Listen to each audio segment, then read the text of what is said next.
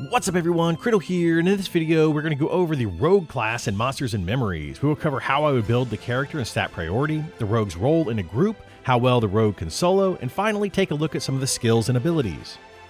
The Rogue is the premier melee DPS in Monsters and Memories. Not only does it do exceptional damage, but it also has valuable utility with its stealth, interrupts, and incapacitating abilities. Rogues can be Dwarf, Gnome, Goblin, Halfling, Human, and Wood Elf. I suspect Deep Dwarf, Deep Elf, and Deep Gnome to also be options in the future. As for stats, Strength and Dexterity are slightly higher than the rest, and I would agree and max those out.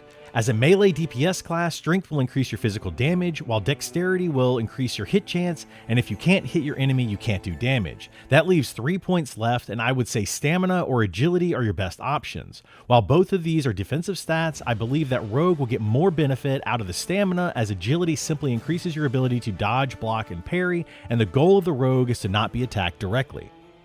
For major combat traits, there are two choices with a third depending on race. The first two are Brawn and Dexterity for the same reasons mentioned earlier. The final choice is exclusive to the Goblin, and that is Bribe, which when used makes your target forget you. This is very beneficial to a Rogue to not only lower threat, so not to pull aggro from the tank, but it can also be used after a sap to clear all threat from the target, allowing you to escape unharmed. Do note that this is similar to the Vial of Smoke ability Rogues will already get at level 12, which does require a Vial of Smoke to use. Vial of Smoke is also more powerful as it also grants stealth and works on all targets, not just one. All of that in mind, I would take Brawn for the added damage, which coincidentally also stacks with another ability Rogues have, which we'll talk about later. For minor combat traits, Rogues have fewer options than most other classes. The main benefit of the minor combat trait is that you learn the skill 25% faster. This rules out several of these as you will be using them often, which means they should stay capped without much effort. Those are your basic combat traits like Warrior, Bludgeoner, Cutthroat, and Swordsman. This leaves Deadeye, Defender, and Knife Thrower. Out of these, Defender would be my top choice as I never want to be the target of the enemy, but in the off chance that I am, I want to be able to defend those attacks. Deadeye and Knife Thrower will only be used as a means of pulling, and Rogues do make decent pullers with their de-aggro and sap abilities. Rogues will rarely want to use these ranged attacks in combat as their melee damage will be far superior. Major non-combat trait is generally the same for every class, and I would choose Master Artisan if I plan to do trade skills, or Forage for the free food and water. Fast and slow metabolism, in my opinion, are not worth it, as food is fairly cheap and easy to obtain, and currently Endurance doesn't do much other than allow you to jump a few extra times. As for Iron Lungs, this is easily replaced with the Endure Breath spell. While Infravision and Ultravision can be nice for seeing in the dark, you can also use light sources or adjust your monitor to compensate. Sneak is also not an option if you choose Halfling, as Rogues will already have that skill. And finally, we have the minor non-combat trait, which is up to you. Choose whichever trait you want based on the trade skill you want to level, or if you want to level several, find the one that would be most difficult for the extra 5% chance to skill up. I will note that Rogues are the only class that can get the Poison Maker skill, which is an option here, but you do not have to choose that as you're still able to buy the kit near the Rogue trainers.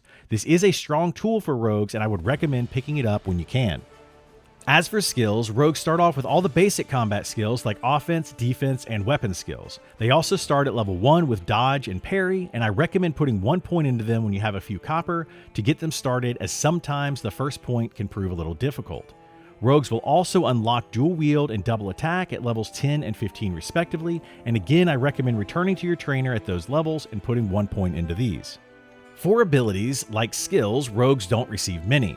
Rogues are primarily a melee DPS, and most of their abilities focus on doing as much damage as possible, which they do with their Stab, Swift Strike, Ambush, and finally Fury of Assassin's ability I mentioned earlier that stacks well with strength buffs as it increases your physical damage by 100% for 12 seconds.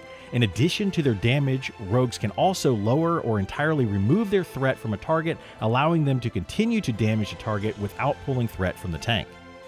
Outside of damage, Rogues do bring some utility to the party, with their Sneak allowing them to scout ahead unseen and Snap, which will incapacitate a living target for 30 seconds. Rogues can also use Jab, Incapacitate, Uppercut, and Low Blow to interrupt or stun their targets, preventing them from healing, fleeing, or casting powerful spells. Overall, the Rogue has possibly the highest DPS output in the game, as well as some useful utility they can bring to a party. Without healing or the ability to wear heavy armor, and the fact that several of their damaging abilities require them to be behind their target and stealth makes soloing difficult. On the other hand, they can pickpocket, which could make you rich, so there's that. Anyway, that's all for this video. If you enjoyed the content or found it helpful, please like, subscribe, and follow for more. Also, be sure to tune in to my Twitch streams where we'll be playing and chatting about Monsters and Memories as well as many other games. Thanks for watching, and see you in the next one. Bye!